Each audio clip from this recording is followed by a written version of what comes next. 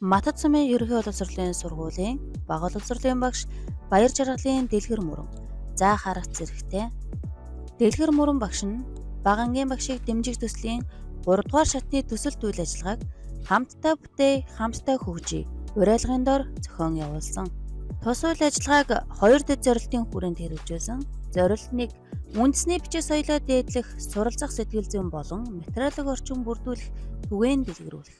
Зорилт 2: бага ангийн сурагчдыг номонд дуртай болгох, номыг дээдлэн унших дадал болгох, бага ангийн сурагчдын уншаад ойлгох чадварыг хөгжүүлэх. Зорилт 1-ийн хүрээнд 6 үйл ажиллагааг зохион байгуулсан. Үндэсний бичиг соёлоос суралцах сэтгэл зүйн орчин бүрдүүлсэн байдал.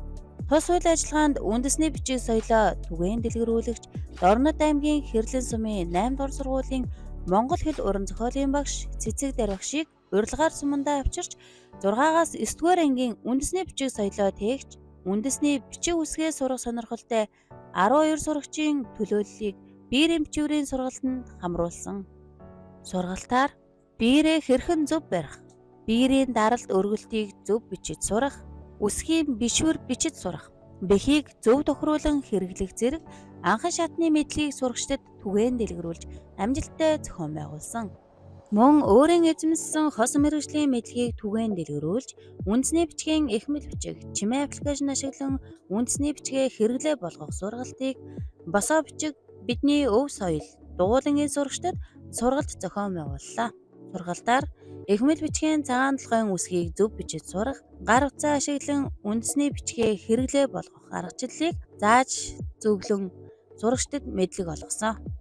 Үндэсний бичиг соёлоо дээдлэх, материалын орчин бүрдүүлэх ажлын хүрээнд Матад сумын ахмадын холбоо, аж ахуйн нэгж, албан байгууллага, иргэд 6-аас 9-р ангийн хамт олонны нэрийг нарны цэцрэг хэлбэрт оруулан өөрийн гараар нэрсийг үндэсний бичгээр бичиж, бүтээлч ханы бичвэрийг дурсгал болгон бүтээсэн.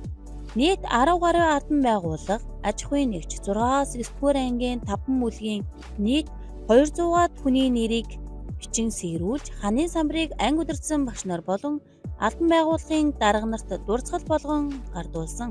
Үндэсний бичиг соёлын орчин бүрдүүлэх бүтээлч ажлын хүрээнд хүүгийн багш номер 2-ны үндэсний бичгийн кабинет тогтчуулгад кабинетын ангийн хаяг, номын тавиур, 6-аас 9-р ангийн сурагчид үндэсний бичиг суралцах бие даалтын дасгал ажлын ном 20 ширхэг, 6-аас 9-р ангийн бие даан ажиллах 100 гаруй тарааж өгөх материалыг бэлтгэн хүргэж дэмжлэг үзүүлсэн.